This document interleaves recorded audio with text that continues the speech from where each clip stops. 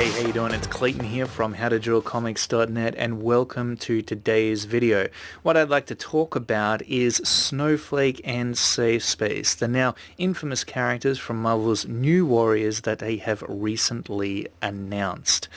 Now, you probably have already seen the general response that these characters have received, and it hasn't been a good one. A lot of people have some pretty fierce negative thoughts about these characters, regardless of their social stance, their political views. All around, people just seem to really, and I mean really, dislike what Marvel has done with these characters, Snowflake and Safe Space.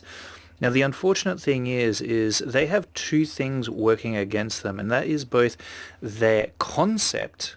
Okay, so the bio of these characters, their abilities, who they are, and also the visual representation of their designs.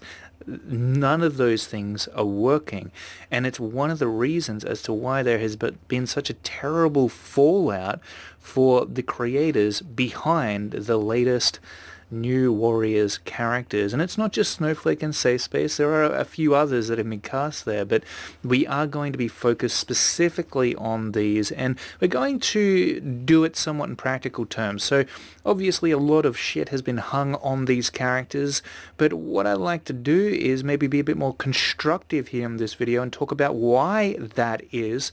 And if you are a designer that's been hired to create a character, what you can do to ensure your design really does hit home with the audience and has, hopefully, a much more positive impact than these characters have had. Now, I'm sure it wasn't Marvel's intention, but when they put out the latest trailer for the New Warriors talking about these characters, among others, and you can go here and watch the trailer yourself. It's okay. We're not going to play it within this video. Enough people have put out these videos going through the trailer, reacting to it, and of course it's on the Marvel Entertainment YouTube channel as well, so I'll let you do that in your own time. But what I want you to take notice of here in this particular instance is the amount of thumbs up and the amount of thumbs down that this video has received, indicating that Marvel is really out of touch with the audience that they are marketing these characters toward, or that they think they are marketing these characters toward. You can see that there is 3.5k, okay, 3.5 thousand thumbs up, which seems like a lot until you look at the amount of thumbs down, which is 156,000 thumbs down.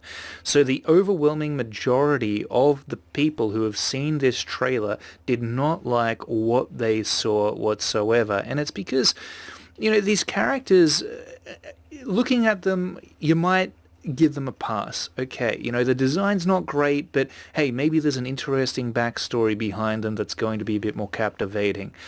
And, if you're presenting a design, really that should be the grabber of attention right there. That should be the hook for people to investigate as to what those characters are going to be about. But let's just say that, you are willing to give them a chance. The thing is that these characters, their powers and who they are, it's kind of a ridiculous story.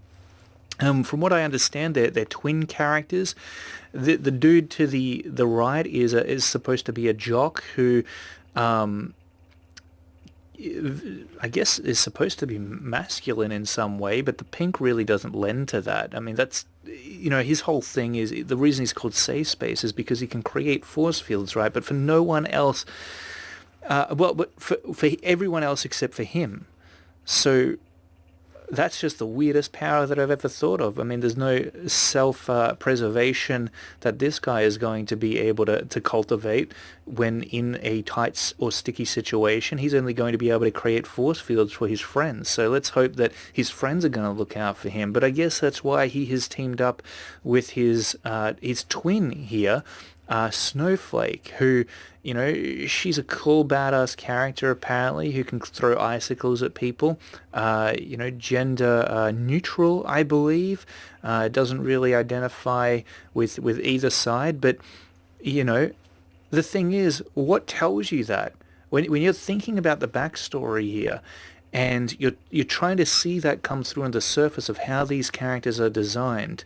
The issue is that none of that is conveyed, none of that is communicated to us. I don't think that this guy is a jock at all. I think he's very generic. He could have any type of personality. He's wearing pink clothes, so I mean, typically pink, psychologically speaking, and in character design and illustration and art in general, you do start to get into the way in which colors make people feel. I mean, it's just not, I mean, it's conveying something. Passion, love. You could call him Love Boy. Maybe he's got a lot of love to give. That's typically what pink is tied to.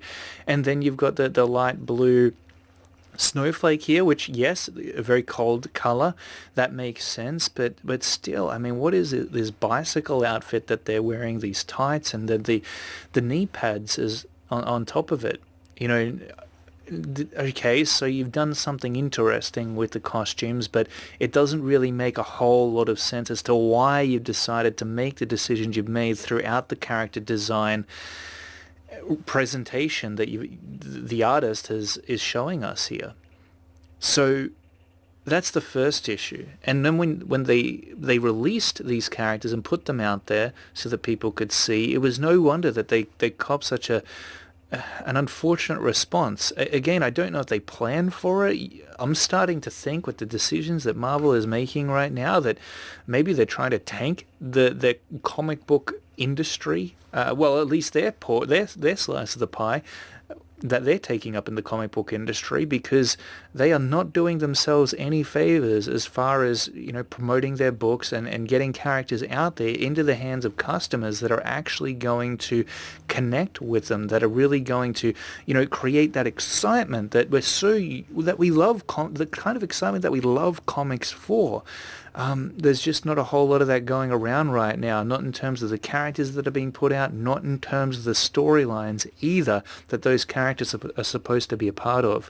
So if you jump onto Twitter, which is, that's where you're going to get a variety of highly intensified opinions being shared about this kind of thing, there's just, no matter, again, whatever social stance you have, whatever political views you've got, whoever you are, most people have decided that they just do not like these characters. There is barely any positive response that has been received with the debut of Snowflake and Safe Space. I haven't seen a single positive comment, in fact. Wait, what the F? Snowflake and Safe Space are actually real Marvel characters? A lot of people couldn't believe it when Marvel announced the new lineup of new Warriors. This person says, I honestly saw a fan redesign of them and thought it was just some edgy post somewhere making fun of non-binary people. And a lot of non-binary people, a lot of LGBT community people, plus LGBTQ plus, they felt like that Marvel was making fun of them as well. And again, no one was happy with these. You can see the amount of redesigns that have actually been put out by a lot of artists out there, which is, that's really, really great to see. A lot of people are saying that Marvel's New Warriors is cringe, and cringe is definitely the key word that most people have been using in regards to Snowflake and Safe Space and the New Warriors in general. Jack Saint says, I saw someone mention that those Snowflake and Safe Space characters look identical to Overwatch reveals, and frankly, I'm still recovering. What else have we got here? There's been so much commentary going on, redesigns galore, and this is one of the things that we're going to get into here. Exactly what makes a good design, what makes a bad design, why didn't Snowflake and Safe Space hit home? So if we take a look at the concepts again, we're only going to be focused on this example. I know that there was an entire cast of new warriors that were announced that weren't too great either. We're going to focus on just these ones for now because I saw a great redesign of the characters that actually did work, which I would like to present to you here in this video.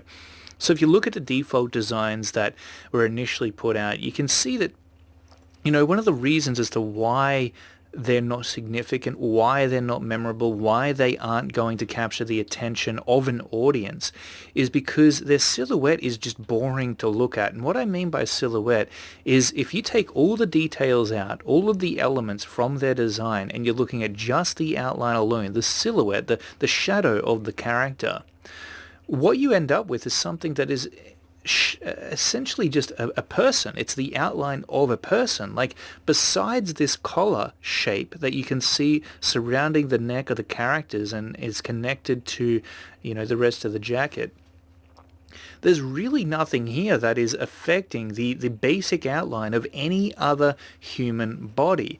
Even their hairstyle is fairly boring. I mean, sure, you add some color to it and some sideburns around the side of this guy's head, but, besides the color, at base value, the silhouettes, the shape of these characters is just unmemorable. And the thing about that is when it comes to character design, and any pro character designer will tell you this, they should be educated on it. It is one of the first things you learn. And I taught character design for over 8 years in video games, in visual communication, at multiple universities and TAFEs, and I would always preach the same thing as I had learned from those who taught me, and that was that silhouette is the first thing that people are going to see before they actually take in the rest of the design. It's what you would see in your peripherals, right? So if you use your peripheral vision when you're not looking at something, or you're seeing a character come past, without actually focusing in on the intricate individual elements within the design itself, it is the silhouette that you're going to spot first, and that silhouette allows you to recognize the character instantly. A great example of silhouettes would be Mickey Mouse, right? Mickey Mouse's shape alone, you'll recognize him instantly, even if you take out all the detail, even if you take out all the color. Look at Homer Simpson, right? You can tell Homer Simpson's just by the shape and the outline of his head and his body alone that is Homer Simpson, regardless of the interior elements that are included in his design. Woody, Buzz, all of the great memorable characters, Astro Boy, Goku, the memorable characters that are out there, these are the ones that have a fantastic, memorable, interesting shape to their silhouette, and that is what captures people's attention right from the get-go. Now, these characters don't have anything memorable about their silhouette whatsoever. They're basically just a round head attached to a regular body, okay? The proportions of these characters ain't even, they're barely idealized, and I'm sure that was intentional as well. But let's talk about the costuming. Say that the silhouette is enough to get you to pay attention to the rest of them. Well, the costuming is just odd as well. They don't really say anything about who these characters are or what their abilities are. And that's exactly what a designer is supposed to do. A character design is meant to visually communicate to you as the audience who these characters are without you having to guess, right? And Snowflake and Safe Space, the concept art that has been created for them, just it does not do that, right? And this is one of the reasons as to why they've copped such a bad response, why no one has really been out there standing up for them or supporting these characters, and it's because Marvel has made a bad maneuver here. Now, the thing is, what I'm wondering is why can't they hire better character designers? Because if you look at this one by Andrew Huerta, he's gone ahead and he's done a few redesigns actually of the new warriors. Now, what you're looking at here, I know it may be hard to recognize at first, but this is actually a redesign of Snowflake and Safe Space. Okay? Yes, these are the same characters, just reinterpreted by someone who is actually incredible at designing characters, comic book characters. Now, if you look here at Safe Space, right, he actually does look like a jock, right? He's a total badass, but look at his shape as well, that silhouette. It's so interesting. You would remember seeing this character again almost instantly if you had seen him once. Right, that shape overall just pulls you right in, and then you can go ahead and you can investigate all the other elements that have been included throughout the design. But this says so much more about who that character is, and you can just imagine him, tapping this wand here and creating that force field, again, not for himself, terrible concept, but only for those around him. But you can still see that, I'm making that connection without anyone even telling me about it. And I can guarantee it that that's probably exactly what Huerta intended. And you can see that we still got the pink color scheme going on for him, but he looks like a pimp now, right? And you can see this massive furry collar up the top there. That's so awesome because, again, if you take everything else out of there and you're just looking at that black silhouette, what you end up with is one of the most interesting shapes for a character I've ever seen. You can just see how much space has been taken up with his upper body, and then you've got the legs, which are a brilliant contrast in comparison to this top section of the figure. You can see that, we've got very big quads, upper legs there that transition into tiny little knees and lower legs, and then you've got the big boots at the bottom. Again, just so much interest in that shape.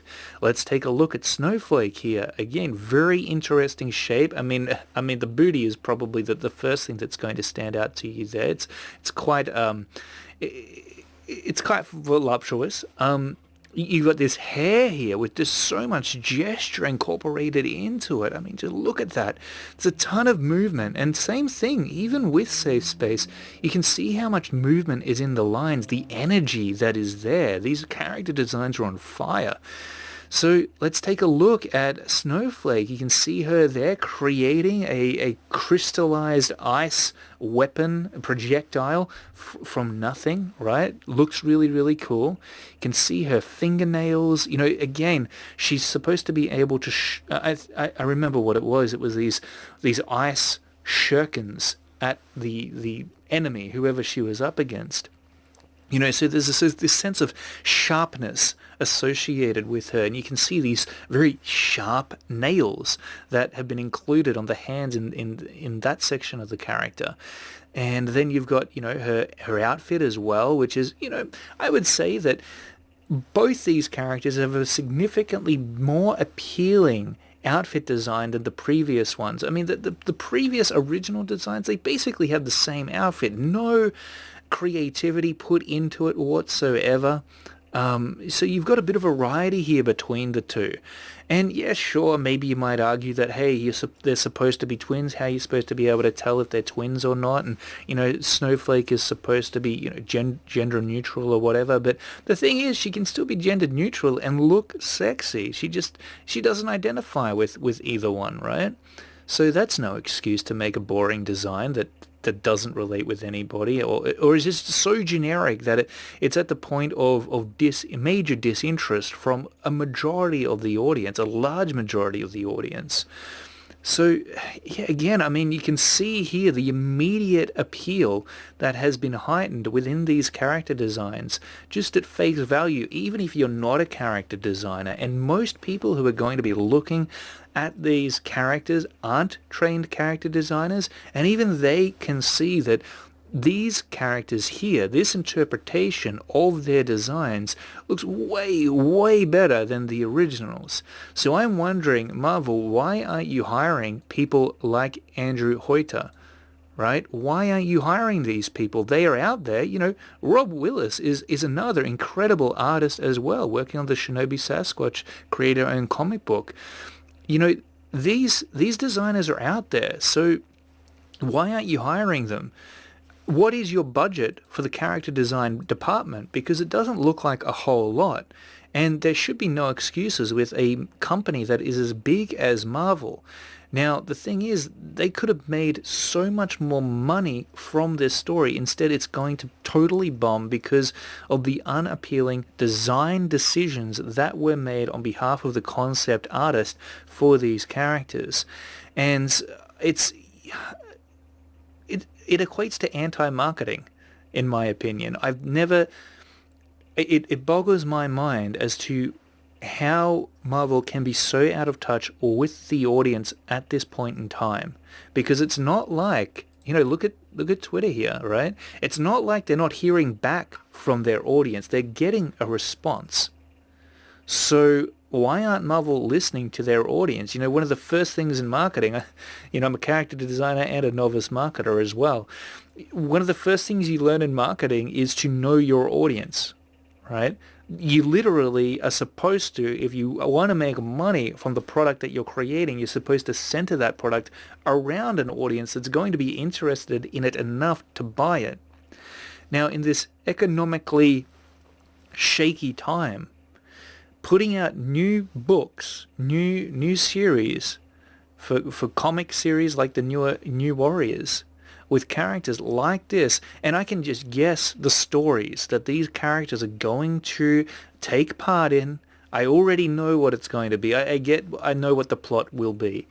It's not going to be something that's fun. It's not going to be something that's interesting. Just between us, politics is the most boring thing that you could center a story within a comic book around. So I don't know why Marvel keeps on trying to fit that in there. It's as if they forgot what entertainment is. At the end of the day, what you want to focus on first and foremost is a killer story with interesting characters. And it doesn't matter what age group you're aiming it at. I love the same comics that I love now that I did when I was a kid, right? I love the same comics that I did as a kid, right? And the thing is that doesn't change over time. The Ninja Turtles are still cool, right? And you might say that, Superman and these characters that are already established, they work well, and some of them sell well because of nostalgia and whatnot. But that's not true at all. I mean, a cool looking character is a cool looking character. It's going to hook eyes regardless. So stop. I don't know why Marvel are putting out their feelers into the areas that they are in order to center or create their stories, but they have really got to change their direction if they want to survive the economic downfall that especially the comic book industry is suffering at this point in time, because comic book stores are closing, and that means that people are stuck at home and they're looking online at websites like Comixology, which sure has a bunch of Marvel and DC titles on there, but also some indies. And then if you look at websites like Indiegogo and Kickstarter, you're seeing a heck of a lot of talented creators put out their own books with much more interesting storylines that aren't centered around politics, that aren't centered around social issues, that again are just so dry and so boring that no one is going to want to waste their time reading that junk. You're just going to be hemorrhaging money. I mean, they're hemorrhaging money already, and that's exactly why Diamond Publishing has closed up shop for a while. And who knows if they're going to open back up. We'll have to see, what the final result will be after the dust has settled and things get back to normal. But I have a feeling that it's going to be creator-owned indie comic book titles that are going to start pulling the existing comic book audience in their direction. People are already starting to, now that they're not going to their local comic book store, they're starting to jump online and they're starting to look at what the indie projects are that are featured on Kickstarter and Indiegogo, and they're paying attention. Now that the attention isn't all on the mainstream comic book companies that are putting books out, there's a little bit of competition that Marvel and DC really need to start looking out for, because these independent creators aren't confined to politics and social propaganda. They are putting out really, really cool stuff that they were into when they were kids. Comic books weren't always like this. They were full of action. They were full of big muscles, big guns, sexy ladies. They had interest within their story. It was all about entertainment. If you look at the Image guys from the Image era and the way in which they talked about their books, they talked with excitement because that's exactly what the stories promised to deliver, and they did. That's why there was a bubble that burst, because it got so popular that it kind of, ended up taking the entire comic book industry at the time in a whole new direction. But, I'm rambling now, so I'll leave it there. The point is that whoever you are, whether you're an independent comic book creator, whether you're a mainstream publisher, do not underestimate the power of a good character design, because these characters will be featured throughout your book again and again, maybe multiple books if it's a series. So you want to make sure you nail them. Pay the concept artist, a good concept artist, whatever they want, because it's totally worth the investment. Alright, until next time, thanks so much for watching. I really do appreciate you tuning in. If you enjoyed this video, let me know in the comments section below, and I'll see you next time.